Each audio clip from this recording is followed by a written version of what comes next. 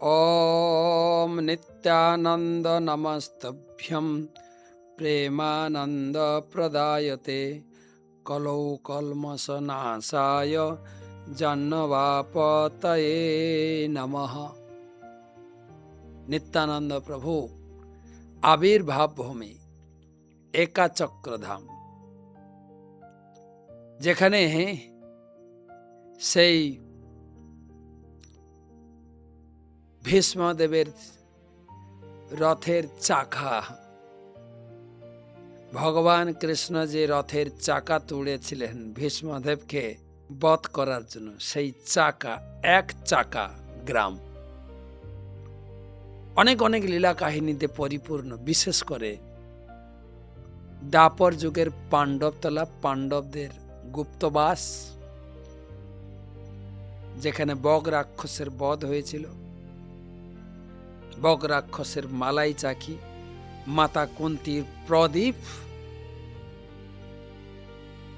মাতা কুন্তি যে আরতি করেছিলেন সেই প্রদীপ, এবং হারায় পণ্ডিতের সেই শিব ঠাকুরের সেবা, অপূর্ব স্থান সেই একাচক্র ভূমি নিত্যানন্দ প্রভুর আবির্ভাব ভূমি।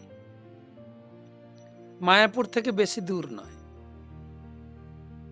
3-3.5 ঘন্টার রাস্তা, বীরভূম জেলায় বীরচন্দ্র গ্রামে, এক চাকা গ্রাম, যেখানে নিত্যানন্দ বাবু আবির্ভূত হয়ে 12 বছর তার বন্ধুদের নিয়ে তিনি খেলাধুলা করে কাটিয়েছেন। বাল্যলীলা কেটেছে যেখানে নিতাইয়ের, সবার মুখে এখনো নিতাই নিতাই নিতাই, প্রত্যেকটি দেওয়ালে লেখা আছে নিতাই বলে ডাকো, পরমানন্দে থাকো। ওখানে গেলে নিতাইয়ের অনুভব আসে। নিত্যানন্দ প্রভু সেখানে গুপ্ত বৃন্দাবন প্রকট করেছিলেন, এনেছেন যমুনা, রাধাকুণ্ড, শ্যামকুণ্ড, গিরি গোবর্ধন, এ সমস্ত জায়গা পরিক্রমা। নিত্যানন্দ প্রভুর জন্মতিথি উপলক্ষে জানুয়ারি মাসের শেষ কটা দিন, 28, 29, 30, 31, 31 তারিখ হচ্ছে নিত্যানন্দ প্রভুর আবির্ভাব তিথি।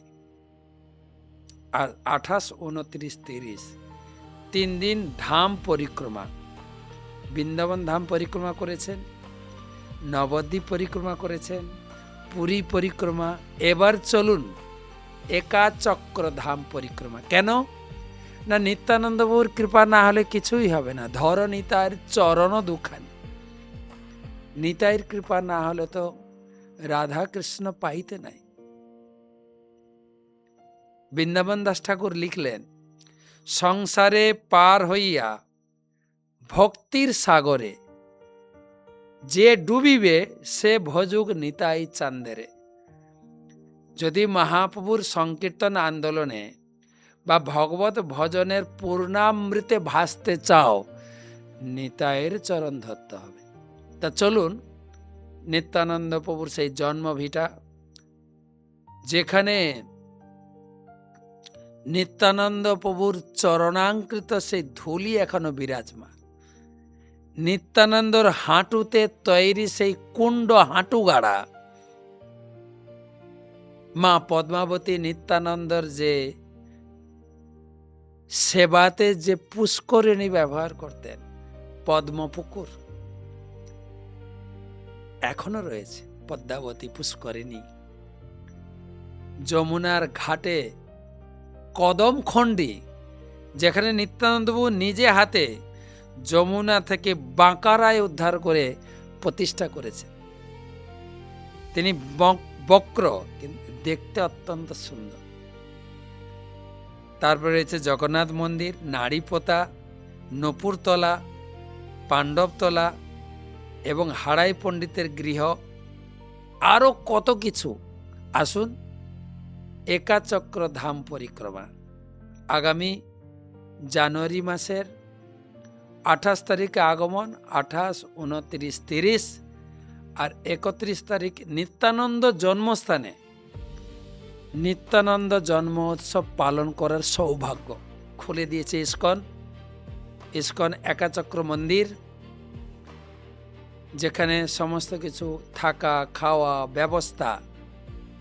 আমি ফোন নাম্বার দিয়ে দিচ্ছি, সেই ফোন নাম্বারে যোগাযোগ করবেন, যেখানে আপনার আসার নিশ্চিতকরণ এবং আপনার প্রয়োজনটা জেনে নিতে পারবেন।